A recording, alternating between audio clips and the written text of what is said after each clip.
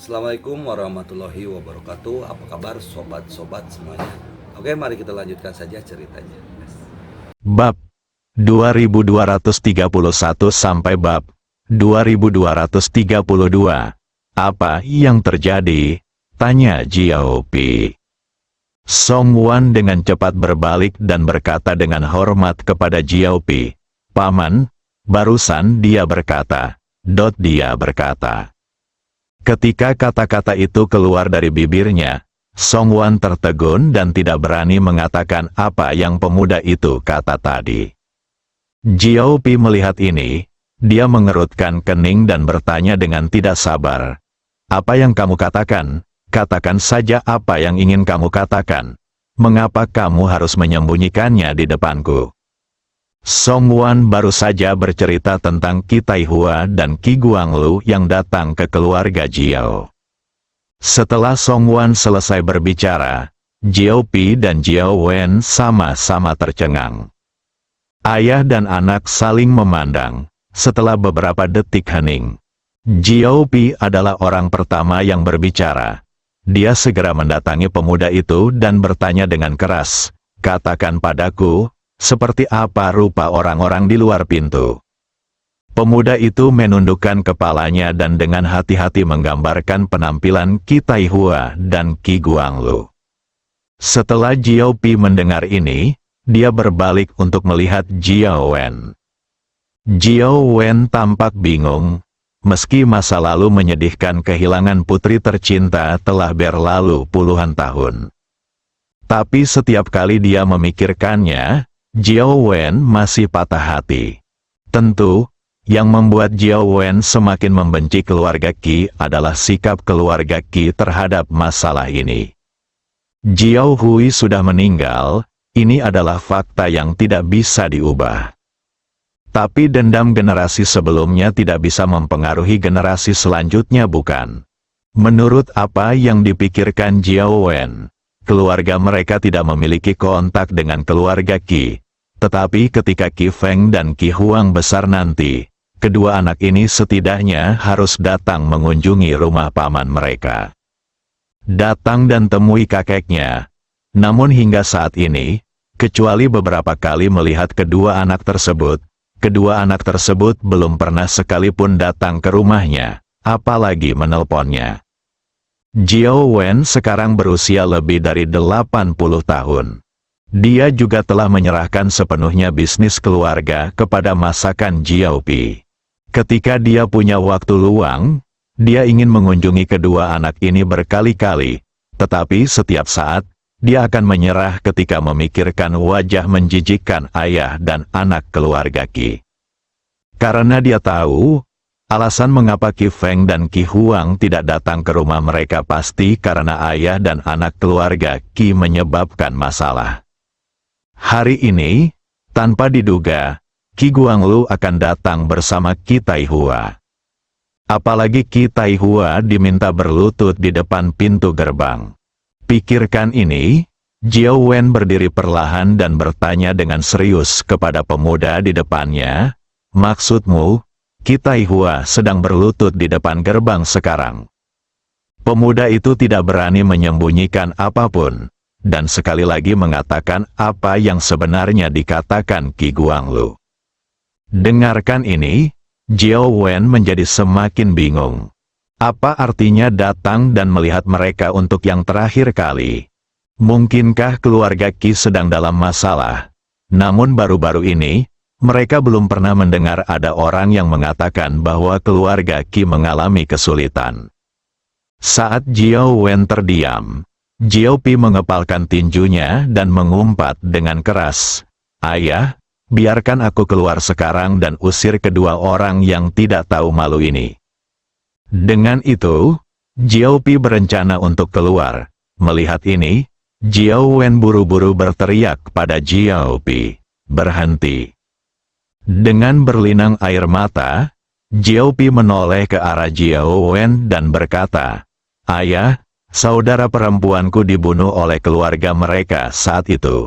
Dan setelah bertahun-tahun, dia Qi, selama kamu memiliki sedikit hati nurani, kamu harus membiarkan kedua anak itu datang mengunjungi kami, kan? Tetapi setelah bertahun-tahun, Qi Feng dan Qi Huang takut dipermalukan dan bahkan tidak mengetahuinya bahwa aku adalah paman mereka. Sekarang kedua bajingan tua ini memiliki keberanian untuk datang ke rumah kami dan meminta Qi Taihua untuk berlutut. Mengapa mereka masih berencana untuk meminta maaf kepada keluarga kami? Jiao Wen melambaikan tangannya dengan lembut dan berkata, "Jangan banyak bicara sekarang, keluarlah dan lihat dan tanyakan apa yang terjadi." Jiao Pi berkata dengan marah, "Saya tidak akan pergi. Saya khawatir Qi Taihua akan pergi dibunuh secara langsung. Pukul dia sampai mati." Jiao Wen memarahi dengan marah, "Kamu bajingan, sudah bertahun-tahun. Saya tahu bahwa meskipun kamu membenci keluarga Qi di dalam hatimu, kamu hanya ingin keluar dan meminta milikku demi hari ini. Tidak bisakah?" Untuk alasan ini, Jiao Pi tidak bisa berkata apa-apa lagi. Dia berbalik dan berkata dengan dingin kepada Song Wan, "Jangan kaget, ayo pergi." Sementara Jiao Pi memimpin Song Wan dan pemuda itu menuju pintu, dia bertanya kepada pemuda itu dengan serius, "Ngomong-ngomong, Qi, berapa banyak orang-orang ada di sini kali ini?" Pemuda itu berkata dengan serius, "Tuan, hanya ada 3, Qi Taihua, Qi Guanglu dan seorang sopir." Jiao Pi tidak mengatakan apa-apa sepanjang jalan menuju gerbang. Ketika pintu terbuka, dia melihat Qi Taihua berlutut di kaki tangga di depan pintu. Kedua, saat ini, tidak kurang dari 100 orang berkumpul di dekat gerbang. Di tengah keramaian, seseorang justru memulai siaran langsung dengan ponselnya. Lihat situasi ini, kemarahan di hati Jiao Pi sebenarnya semakin melemah saat ini. Dia tahu, bagi keluarga Qi, bisa berlutut di depan pintu keluarga Jiao mereka adalah sesuatu yang berarti. Terus terang, keluarga Qi pasti sudah berusaha sekuat tenaga kali ini, bahkan membuang martabat paling dasar dari keluarga mereka ke jalan. Saat Qi Guanglu melihat Jiao Pi, air mata langsung jatuh dari sudut matanya. Jiao Pi membeku di tempat, sedikit bingung sejenak. Song Wan merespons dengan cepat.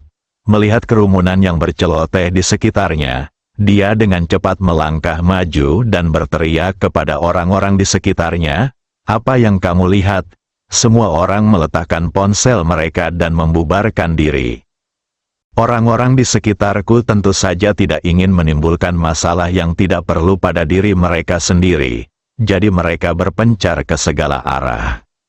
Setelah melihat pemandangan ini, Jiao Pi dengan cepat memulihkan pikirannya. Dia mendatangi Qi Taihua dan menatap Qi Taihua. Qi Taihua tidak berkata apa-apa, tapi matanya dipenuhi dengan kata penyesalan, dan dia menatap Jiao Pi dengan menyedihkan.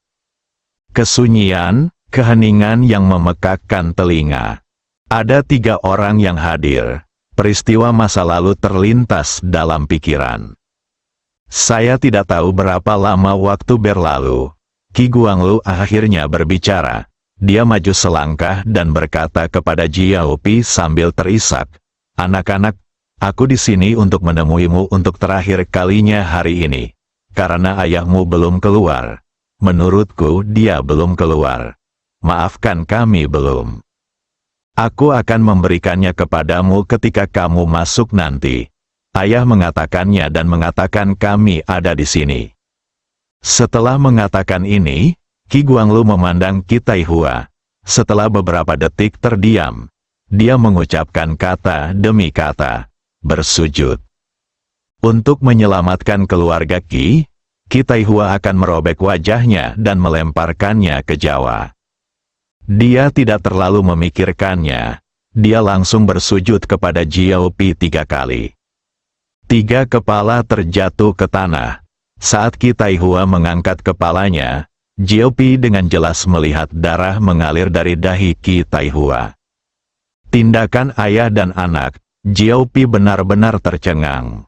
Dia tidak pernah menyangka bahwa hari ini, beberapa dekade kemudian, Qi Taihua dan Qi Guanglu akan muncul di gerbang rumah Jiao mereka dengan cara ini. Dengan penuh keraguan, Jiao Pi akhirnya berbicara, dan dia bertanya dengan dingin, "Kalian berdua, apa yang kalian lakukan?" Qi Guanglu menyeka air mata dari sudut matanya. Wajahnya pucat, dan ada kebencian yang tak ada habisnya di matanya serak, dan dia berkata perlahan, "Qi Feng dipukuli. Jika dia mati, keluarga Qi kita akan menghilang dari kota Yanjing. Datanglah ke sini hari ini, kami ingin dia bersujud kepadamu sebelum dia meninggal. Bahkan jika kami tidak bisa mendapatkan pengampunanmu, ayah dan anak kami bisa merasa lebih nyaman di jalan menuju neraka." Qi Guanglu menghela nafas kepada Qi Taihua. "Taihua, bangunlah, kita sudah lama mengganggu orang, sekarang waktunya untuk pergi." Setelah bangun, dia mendukung lelaki tua yang gemetar itu dan bersiap untuk berbalik dan pergi. Pikiran Jiao Pi dipenuhi dengan pertanyaan. Melihat mereka berdua telah tiba di mobil, dia tidak dapat menahan diri untuk tidak berteriak, "Berhenti! Qi Taihua, tolong jelaskan kepadaku dengan jelas, apa yang terjadi. Bukankah Qi Feng ada di sekolah? Bagaimana dia bisa dipukuli hingga kematian? Juga, apa pekerjaan Qi Huang? Dia juga kepala Departemen Kepolisian Kota Yanjing sekarang. Apakah dia berencana untuk berdiam diri dan menyaksikan Qi Feng dipukuli sampai mati?" Qi Guanglu berbalik Jiao Pi dan menggelengkan kepalanya, tak berdaya. "Itu tidak bisa dilakukan, itu tidak bisa dilakukan. Jiao Pi, kembalilah, ingatlah untuk memberitahu ayahmu bahwa aku datang menemuinya saat ini." Tanpa diduga, suara Jiao Wen datang dari pintu. "Kamu berhutang budi pada keluarga Jiao kami. Apakah kamu akan pergi sekarang setelah bersujud beberapa kali?" "Jiao Pi, bawa orang ke ruang tamu." Jiao Wen tidak menunggu Qi Taihua dan Qi Guanglu berbalik, lalu berjalan menuju ruang tamu dengan bantuan dua pelayan muda yang menggunakan tongkat. Melihat ini, Jiao Pi dengan cepat melangkah maju dan meraih pergelangan tangan Qi Taihua. "Ayo pergi." Qi Guanglu tidak lagi menolak, tersedak isak tangis. Dia berkata, "Taihua, ayo pergi. Selama kamu bisa memaafkan kami kali ini, setelah kita masuk, aku bisa berlutut dan bersujud padamu." Pada saat yang sama, keluarga Ning, orang tua dari keluarga Ning sedang berlatih kaligrafi di ruang kerja. Tanpa diduga, tangisan putranya Ning Zhongseng tiba-tiba terdengar dari luar pintu. "Anak yang tidak berbakti, kamu benar-benar keturunan yang tidak berbakti. Ini akan membunuh keluarga Ning kami." Ning Zetian tampak tenang dan terbatuk beberapa kali. Pelayan di sebelahnya dengan cepat maju dan membawakan semangkuk kecil sup ginseng. Pada saat ini, Ning Zhongseng bergegas masuk dari kamar dan melihat lelaki tua itu sedang minum sup ginseng. Dia merendahkan suaranya dan buru-buru berkata kepada lelaki tua itu, "Ayah, sesuatu telah terjadi." Ning Zetian mendongak. Melihat Ning Zhongseng, dia berkata dengan sedikit ketidakberdayaan, "Sudah berapa kali saya katakan, tetap tenang ketika sesuatu terjadi dan jangan terlalu panik." Setelah mengatakan itu, Ning Zetian dengan lembut meletakkan sup ginseng di atas meja. Lebih unggul, kemudian dengan bantuan pelayannya, dia duduk di sofa di sebelahnya. Pembantu itu berjalan di belakang Ning Zetian dan menepuk punggungnya.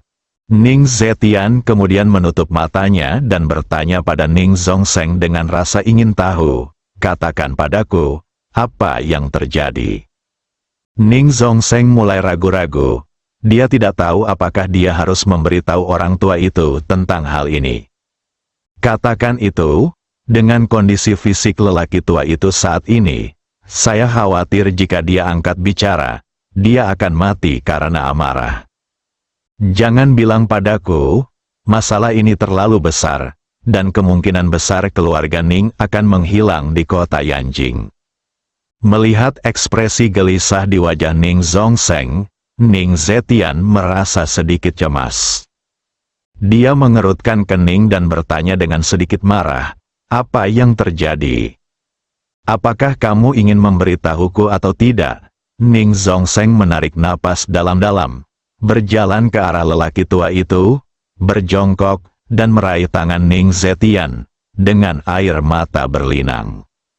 Dengan berlinang air mata, dia berbisik, "Ayah, sudah kubilang jangan terlalu bersemangat." Ning Zetian mengangguk, "Bicaralah." Ning Zetian jelas tidak menyangka bahwa almarhum adalah Qi Feng, putra Qi Taihua. Dia membuka matanya dan bertanya dengan rasa ingin tahu, "Qi Feng? Qi Feng yang mana?" Ning Zongseng menjawab dengan suara rendah, "Itu adalah putra Qi Taihua, putra kedua dari keluarga Qi." Dia berkata dengan tenang, "Jika kamu mati, kamu akan mati. Jika keluarga Qi telah melakukan banyak hal yang tidak adil, mereka akan bunuh diri. Mereka pantas mendapatkannya. Ngomong-ngomong, Xiao An memberitahuku beberapa waktu lalu bahwa anak ini benar-benar mati hanya dalam 2 bulan. Dia membunuh kedua gadis mudanya. Apakah menurutmu masuk akal jika dia tidak mati?" Ning Zongseng memiliki ekspresi pahit di wajahnya. Setelah lelaki tua itu selesai berbicara, dia berkata sambil meringis, "Ayah, kematian Qi Feng ada hubungannya dengan Xiao An." Pada saat ini, Ning Zetian langsung menghilangkan senyuman di wajahnya. "Apa yang terjadi? Bagaimana ini bisa berhubungan dengan Xiao An?" Ning Zongseng berkata dengan wajah pahit, "Baru saja saya melihat ponsel saya dan menemukan Qi Taihua sedang berlutut di gerbang rumah Jiao. Saat itu, saya sedang memikirkan tentang apa yang terjadi pada keluarga Qi berkali-kali. Saya tidak berhubungan dengan keluarga Jiao selama 10 tahun, bagaimana saya bisa melakukan hal seperti ini hari ini? Reaksi pertama saya adalah sesuatu mungkin telah terjadi pada keluarga Qi. Keluarga Qi, tetapi ketika saya hendak bertanya, Dingdang menelepon saya. Ketika dia menelepon saya, dia memberitahu saya bahwa Xiao An pergi ke Universitas Yanjing bersama Li Fugui dan langsung membunuh Qi Feng." Ning Zetian tiba-tiba berdiri, mata melebar, menatap Ning Zongseng. Setelah beberapa detik hening, penglihatannya menjadi gelap. Pingsan seketika, Ning Zongseng benar-benar panik dan berteriak dengan cepat, "Kemarilah, kemarilah. Bawakan cairan spiritual dengan cepat." Pelayan di satu sisi bergegas ke brankas, membuka brankas, dan mengeluarkan semua sisa isi brankas. "Keluarkan sedikit cairan spiritual ekstra." Setelah dibawa ke Ning Zongseng, pelayan kecil itu segera membukanya. Ning Zongseng menjatuhkan cairan spiritual ke dalam mulut Ning Zetian. Tapi sayang sekali, hanya tersisa 3 tetes cairan spiritual di dalam botol. 3 tetes pintu masuk, nafas Ning Zetian sedikit tenang. Dengan berlinang air mata, Ning Zongseng memegang tangan ayahnya dan terus membujuknya, "Ayah, jangan khawatir. Belum bisa dipastikan apakah masalah itu benar atau tidak." Ning Zetian perlahan membuka matanya. Bibirnya bergetar dan dia berkata kepada Ning Zongseng, "Telepon, telepon cepat." Setelah Ning Zongseng buru-buru mengeluarkan ponselnya, dia bertanya pada Ning Zetian dengan ekspresi bingung di wajahnya, "Siapa yang kamu telepon?" Ning Zetian memandang Ning Zongseng dengan kebencian dan mengutuk, "Kepada siapa lagi aku bisa memberikannya? Cepat pukul Xiao An dan tanyakan apa yang terjadi." "Ahem. Dia tidak menyelesaikan kata-katanya. Ning Zetian terbatuk-batuk, dan darah muncrat dari mulutnya seolah-olah gratis. Ning Zongseng gemetar. Dia meminta pelayannya untuk merawat lelaki tua itu terlebih dahulu. Dia segera menghubungi nomor telepon Ning Panan. Saat ini, Ning Panan, Li Fugui dan Hua Duo masih menunggu kedatangan keluarga Qi. Ketika dia mendengar ponselnya berdering, Ning Panan mengira itu adalah saudara perempuannya yang menelepon. Tetapi ketika dia mengeluarkan ponselnya dan melihat ID penelepon, ekspresi Ning Panan menegang dan dia tidak bisa menahan diri untuk tidak mengepalkan tinjunya. Li Fugui melihat ini, Ning Panan bertanya dengan rasa ingin tahu. Ada apa? Jawab teleponnya. Ning Panan berbisik. Tuan, ini ayahku. Li Fugui tersenyum dan berkata, ayahmu adalah ayahmu. Apakah kamu masih takut dia akan memakanmu? Haha, meskipun dia bisa memakanmu, setidaknya aku harus menunggumu pulang, kan? Dia tidak bisa merangkak melalui saluran telepon dan memakanmu, kan? Bersambung.